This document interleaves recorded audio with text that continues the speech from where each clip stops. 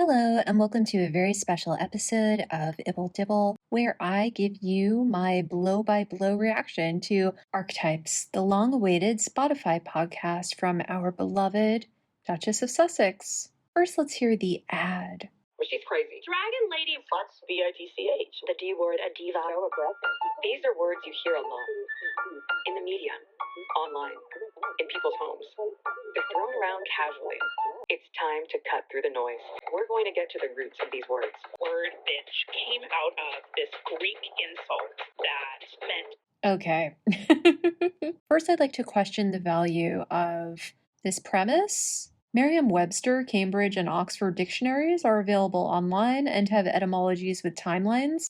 I hardly require Her Royal Highness to educate me on these words. Tone and context matter. Any intelligent adult can discern or disregard either or both at their discretion. The fix is in. It's by design. It's a way of keeping women in their place. Counterpoint, we have piles of vulgarities just for men. My listeners who despise foul language, please click off now. It's about to get very foul. A woman is never a dick, prig, fag, cuck, or motherfucker, is she? I think a gendered history represented in language is fine. Calling someone an actress or an actor, for example, doesn't change how much or little we respect them, does it? Great. If only I could listen to myself. Megsy, we know you love to hear yourself talk. Stop. We are reclaiming our own identities. Yeah, if I did not have this channel, I would not be listening to this. So onward to episode 1, The Misconception of Ambition with Serena Williams. When I was 11 years old, growing up in LA, I saw a commercial that would change the way I understood my place in the world. She's telling the P&G myth again. What did I tell you about 8 touches? Meghan, shut it. We are bored to tears. So here's what happened. I was in the 6th grade. I'm sitting in my classroom, and we were watching TV when a commercial came on. Were you allowed to watch TV in your classroom in 6th grade? TV was never a part of my classes. We never watched TV during class. What? And then I heard them. These 2 boys in my class breathing life into my biggest fear. They said, yeah, that's where women belong, in the kitchen. I do not believe 2 11-year-old boys said that. First of all, 11-year-old boys are afraid of talking to girls. Secondly, they hate participating in class. Also, was everybody parsing this commercial as part of the class? Because 11-year-old boys don't generally pay attention to dish soap adverts. I went on what you might call a letter writing campaign. I really like to write letters.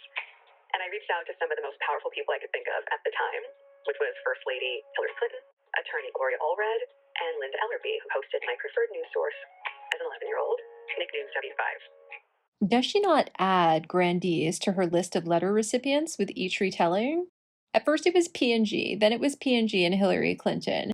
Now it's P&G, Hillary Clinton, Gloria Allred, and Linda Ellerby, the Nick News host. When Linda Ellerby recounts this story, she never says, she received an eloquent epistle from a fledgling flower of a feminist. I think it's pretty clear Thomas Markle set this up. As for Gloria Allred, she did make waves in 1992 for writing to the Senate Ethics Committee asking them to investigate an Oregon senator for sexual harassment, and that senator did eventually resign.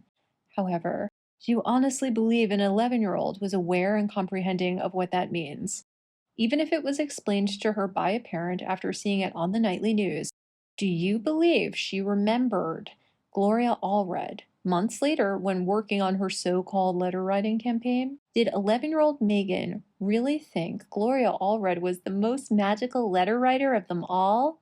Or did 41-year-old Meghan, trying to flesh out some fake yet realistic, impressive but not entirely disprovable embellishments for her nth marketing touch of this staid story, remember Gloria Allred? It's pretty clear to me that Meghan is flattering Gloria here, gunning for an intro or an interview. Can I tell you what else Gloria Allred was in the news for in 1992? She was embroiled in a bitter divorce. The LA Times quoted her husband as saying, "It's the height of hypocrisy for her to do this. I put her through law school and now she's going to take everything I've ever earned. I don't think feminists would approve of that. Feminists believe in equal rights for men and women. Do you think 11-year-old Peggy Poo faced and resolved an ethical dilemma when she chose to include Gloria Allred on her list? Or is this just bullshit? And or did 41-year-old Meghan read that quote when Googling Gloria Allred and threw her in because great minds think alike? Call yourself a feminist, soak a man for everything he's got. But I didn't stop there. I also reached out to the soap manufacturer, the very people who made the commercial. Wouldn't you be starting with the manufacturer and then writing to influential women, not vice versa? And I explained the whole thing, the classroom, the boys, and then my ask. Right, your ask. I believe that Thomas wrote her letter. I think he may have done it to grease her private school applications. An 11-year-old child does not know how to write a pitch with a hook at the beginning and an ask at the end. Now, I could paint this as a moment of triumph. And don't get me wrong, it was, because I learned that my one small action could have a ripple effect far beyond me. Is there any indication that her action had a ripple effect? That it affected a single other person? But this experience was also something bigger, an awakening to the millions of ways, big and small, that our society tries to box women in, to hold women back, to tell women who and what they should and can be. I don't disagree that various societies do that. I don't believe her when she says this experience made her aware of that reality. And in the last few years, my desire to do something about it has grown. I just would like to clarify your desire to change how various societies attempt to control women. I mean, talk about ambition, okay? But at this point, I think something else might be a tiny bit more effective. A podcast? Oh no. Hi, I'm Meghan. Oh, it's just Meghan today. My podcast about the labels and tropes that try to hold women back. She needs to look up the definition of trope. We're going to live inside and rip apart the boxes women have been placed into for generations. And she needs to stop referencing boxes. It's not a good look. Boxes like diva, crazy, the B word, slut. Some of these words, these labels, are harsh. They're abrasive. I'd like to point out this circular logic. Women shouldn't be saying these things to or about each other because they're harsh and abrasive. There's a dish soap joke to be made here, but instead I'll quote Drake, nice for what? Women can be harsh and abrasive. If a man is like, you ugly bitch, I'm mortified. I'm not. A compliment or an insult is only as important as the person who dishes it out. Well, Dragon Lady really comes from this sort of fantasy of Orientalism.